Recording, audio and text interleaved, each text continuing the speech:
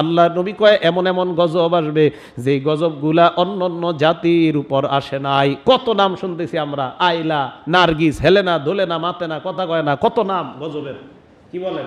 এই যে বিভিন্ন নামে নামে গজব আসতেছে, নবীজি বলেন যেই সম্প্রদায়ের মাঝে অশ্লীলতা প্রকাশ্যে রূপ ধারণ করবে।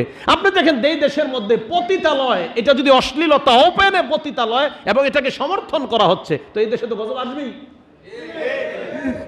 রাসূল সাল্লাল্লাহু আলাইহি সাল্লাম বলেন 5 ধরনের অপরাধ, যে অপরাধগুলোর কারণে গজব হতে পারে এবং হবে। এর মধ্যে 1 নাম্বার, ক্বালা রাসূলুল্লাহ সাল্লাল্লাহু আলাইহি ওয়াসাল্লাম লাম তাজহারিল ফাহিশাতু ফি কওমিন কাত্তু হাত্তা ইউলিনু বিহা। কোন সম্প্রদায়ের মানুষ যদি এমন হয় অশ্লীলতা ওপেনে করাটাকে কোনো খারাপ কিছু মনে করে না, কথাটা বুঝছেন? অশ্লীলতা করে আবার ওপেনে করাটাকে খারাপ মনে করে, এটা কোনো ব্যাপার না। এরকম আমাদের দেশে হয় না?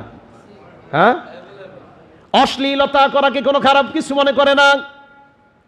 হাত্তা ইউলিনু বিহা, মানুষের সামনে প্রকাশ করা কোনো অপরাধ মনে করে না। আল্লাহ নবী বলেন ইল্লা ফাশা ফিহিমুত তাউন, তাদের মাঝে 2টা গজব আসবে। বলেন কয়টা? বলেন যদি দেশের মধ্যে মানুষ অশ্লীলতা প্রকাশ্যে করা খারাপ মনে করবে না, ওই দেশে গজব আসতে পারে কয়টা? 1 নাম্বার আত-তাউন, ওই দেশের মধ্যে প্লাবন হবে, বন্যা হবে, ভয়ঙ্কর পর্যায়ের বন্যা, দেশের অবস্থা বন্যার কারণে অনেক খারাপ হয়ে যেতে পারে।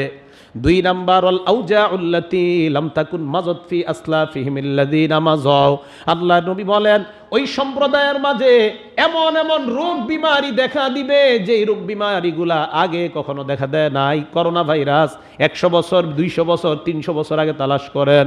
আল্লাহ নবী কয় এমন এমন গজব আসবে যে গজবগুলা অন্য অন্য জাতির উপর আসে নাই। কত নাম শুনতেছি আমরা, আইলা, নার্গিস, হেলেনা, দোলেনা, মাতেনা, কথা কয় না, কত নাম গজবের, কি বলেন? এই যে বিভিন্ন নামে নামে গজব আসতেছে, নবীজি বলেন যেই সম্প্রদায়ের মাঝে অশ্লীলতা প্রকাশ্যে রূপ ধারণ করবে। আপনি দেখেন এই দেশের মধ্যে পতিতালয়, এটা যদি অশ্লীলতা ওপেনে পতিতালয় এবং এটাকে সমর্থন করা হচ্ছে, তো এই দেশে তো গজব আসবেই। এটা আর কিভাবে বুঝাবো বলেন? যদি আপনি বলেন না পতিতালয় একটা খুব ভালো জায়গা, তো আপনারা বলতে পারেন, এটা আপনি বলেন কোন অ্যাঙ্গেলে এটাকে ভালো জায়গা বলবেন? তো নবীজি বলেন ওই দেশে 2টা গজব আসবে। 1 নাম্বার, যারা পতিতালয়ে আছে, আমি আপনাদেরকে বলছি, হয়তো আপনারা আমার এই কথা দেখবেন, আমি আপনাদেরকে কোনো আক্রোশ নিয়ে বলছি না, হ্যাঁ আপনারা দাবি জানান যেন আপনাদেরকে ভালো কোনো সংস্থা ব্যবস্থাপনা করে দেয় আপনাদের জন্য, এরকম দাবি জানান আপনারা, কিন্তু এই কাজটা অপরাধ, আপনারা যেটা করছেন এটা ভয়ঙ্কর অপরাধ। আল্লাহ আমাদেরকে, আমাদের দেশকে এই পতিতা বৃত্তি থেকে এবং কোনো পতিতালয় হওয়া থেকে আমাদের দেশকে আল্লাহ হেফাজত করেন। তাহলে এই হল 1 নাম্বার অপরাধ। তাই এখন আপনারা সত্যি করে বলেন এই অপরাধটা আমাদের দেশে কি কম না অনেক বেশি? আমরা আবেদন জানাবো যে এই অপরাধটা যেন আমাদের দেশ থেকে বন্ধ করা হয়। তাহলে আমাদের দেশের ছোট থেকে বড় রাষ্ট্রীয় ব্যবস্থাপনা যারা আছে তারা সকলেই শান্তিতে থাকতে পারবে। আল্লাহ আমাদের সকলকে এই দেশটার মধ্যে শান্তিতে থাকার তৌফিক দান করেন। 2 নাম্বার অপরাধ, ওয়ালাম ইয়ানকুসুল মিকিয়াল ওয়াল মিজান, যেই দেশের মধ্যে মানুষ ওজনে কম দেয়। কিসে কম দেয়? সেদিন একজন আমাকে বাংলাদেশের একটা ভিডিও দেখাইছে, যে ভিডিওর মধ্যে আপেল মেপে দিচ্ছে, ওই আপেল মাপার সময় আস্তে একটা আপেল পাশ দিয়ে রেখে দিস, ওই আপেল সহ ওইটা ওই দিয়ে ওজন করা হয়েছে, আস্তে আবার আপেলটা সরায় তাকে 1 কেজি দিয়ে দিস। হ্যাঁ, ভিডিওতে দেখাইছে আমার একজন, তা 1 কেজি আপেল দিয়ে দিল, টাকাও নিল, ওই পাশ দিয়ে আরেকটা আপেল এইভাবে দিয়ে দিচ্ছে ইয়াটার উপরে, ওই যে আপনার বর্তমানে যে ইলেকট্রিক একটা ইয়া দিয়ে মাপে, তো প্যাকেটটার এই পাশে আস্তে একটা রেখে দিয়েছে। তো বলেন ওজন তো এটা সহ হয়েছে, আস্তে প্যাকেটটা থাকা অবস্থায় এটা সরাই দিল, প্যাকেটটা দিয়ে দিল, তাহলে এই যে একটা আপেল আপনি কম দিলেন। নবীজি বলেন যেই দেশের মধ্যে ওজনে কম দেওয়া হয় ওই দেশের মধ্যে গজব আসবে 3টা। কয়টা? এখন আপনারা বলেন এই 3 গজব থেকে বাঁচতে চাইলে আমাদের রাষ্ট্রীয়ভাবে ব্যবসায়ীদেরকে তদারকি করা দরকার, যারা ওজনে কম দিবে তাদেরকে শায়েস্তা করা দরকার। 1 নাম্বার গজব ইল্লা উখিযু বিসসিনিন, ওই দেশের মধ্যে দুর্ভিক্ষ লেগে যাবে। 2 নাম্বার ওয়াশিদ্দাতিল মাউনা, ওই দেশের মধ্যে অর্থনৈতিক অভাব অনটন দেখা দিবে। 3 নাম্বার ওয়াজাউরিস সুলতানি আলাইহিম, ওই দেশের শাসক জনগণের উপর জুলুম করবে। কি করবে? ওজনে কম দিলে, তাহলে যারা ওজনে কম দেয় এগুলারে খুঁজে বাই করেন। ওজনে কম দিলে 3 শাস্তি। 1 নাম্বার দেশে দুর্ভিক্ষ লাগবে, 2 নাম্বার অর্থনৈতিক অভাব দেখা দিবে, 3 নাম্বার ওই দেশের শাসক জনগণের উপর জুলুম করবে। এ হলো অপরাধ গেল 2টা, গজব গেল 5টা। হ্যাঁ, 2 অপরাধ, গজব 5টা জানলাম আমরা। প্রথম অপরাধে গজব 2টা, দ্বিতীয় অপরাধে গজব 3টা। 3 নাম্বার অপরাধ ওয়ালাম ইয়ামনাউ যাকাত আমওয়ালিহিম, যেই দেশের মানুষ যাকাত দিতে অস্বীকার করবে। কি দিতে? আমাদের দেশে সবাই যদি যাকাত দেয়, আগামী বছর একজনও যাকাত নেওয়ার লোক পাওয়া যাবে না। একটা বছর যদি সবাই ঠিক মতো যাকাত দেয়, যেই দেশের মানুষ যাকাত দিবে না ওই দেশের মধ্যে ইল্লা মুনিউল মাতারা মিনাস সামা, আল্লাহর আসমান থেকে রহমতের বৃষ্টি বন্ধ হয়ে যাবে। কিসের বৃষ্টি? এবার আমাদের প্রশ্ন, আমরা এত অপরাধ করার পর বৃষ্টি আসে কেন?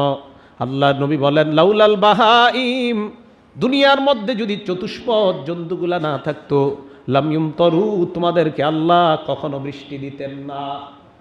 চতুষ্পদ জন্তু, হাঁসেরা সাঁতার কাটবে, হাঁসেরা সাঁতার কাটবে, বাঘেরা বৃষ্টির মধ্যে একটু আনন্দ উপভোগ করবে, হিংস্র প্রাণীগুলো একটু বৃষ্টির মধ্যে গোসল করতে চাইবে, জলহস্তিগুলা বৃষ্টির মধ্যে ঠান্ডা পানির মধ্যে একটু আনন্দ করতে চাইবে। নবী বলেন এরা যদি না থাকতো তো যেই দেশের মানুষ যাকাত দেয় না, তোমাদেরকে আমি বৃষ্টি দিতাম না। নবী বলেন আল্লাহ বৃষ্টি দিতেন না ওই দেশ। কিন্তু দেয় কেন? পশুদের, পশু পাখিদের জন্য বৃষ্টি দেয়। রহমতের বৃষ্টি আসে না, গজবের বৃষ্টি। এই গেল 3 নাম্বার। তো দেখবেন অনেক সময় বৃষ্টিতে মানুষের ফসল নষ্ট হয়ে যায়, তো বুঝতে হবে এটা গজবের বৃষ্টি। ফসল নষ্ট হয় না বৃষ্টিতে, তো গজবের বৃষ্টি। কারণ রাসূল তো বলেছেন যাকাত না দিলে বৃষ্টি আসবে রহমতের না গজবের। বাকি ওই গজবটা হবে মানুষের জন্য, রহমত হবে পশু পাখির জন্য। এই গেল 3 নাম্বার। 4 নাম্বার আল্লাহ রসুল বলেন ওয়ালাম ইয়ানকুসু আহদাল্লাহি ওয়া আহদা রাসূলি, যেই দেশের মানুষ আল্লাহর সাথে ওয়াদা ভঙ্গ করে, আল্লাহর নবীর সাথে ওয়াদা ভঙ্গ করে। আল্লাহ বলেছেন আতিউল্লাহ, আল্লাহর আনুগত্য করো, রসুলের আনুগত্য করো। আমরাও বলছি আল্লাহ সব আমরা মানলাম, কিন্তু কার্যক্ষেত্রে আমরা মানি না, আল্লাহর সাথে ওয়াদা রক্ষা করি না, আল্লাহর নবীর সাথে ওয়াদা রক্ষা করি না।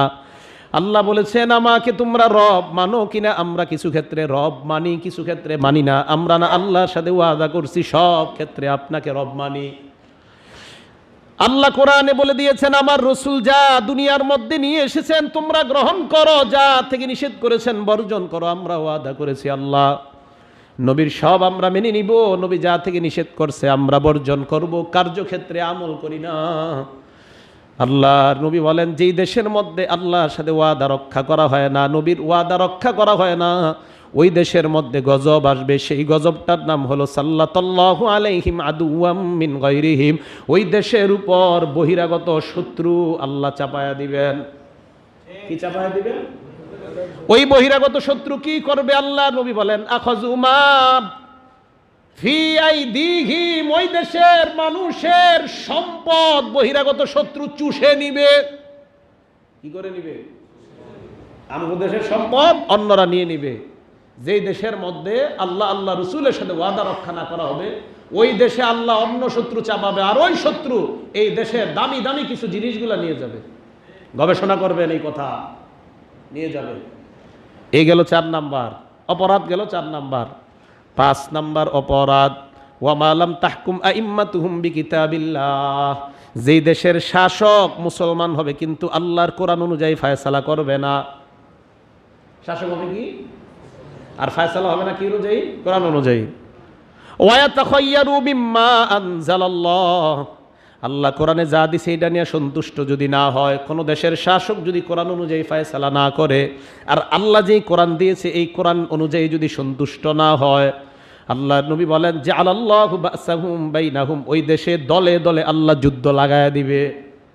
হ্যাঁ, একজন আরেকজনের সাথে যুদ্ধ লাগবে, এক দল আরেক দলকে দেখতে পারবে না, চলবে এক দল আরেক দলের উপর অভিযোগ চলতেই থাকবে, আর এইভাবে রক্তপাত ঘটবে, এইভাবে একে অপরের উপর অত্যাচার করবে, অস্ত্র একে অপরের উপর চালাবে।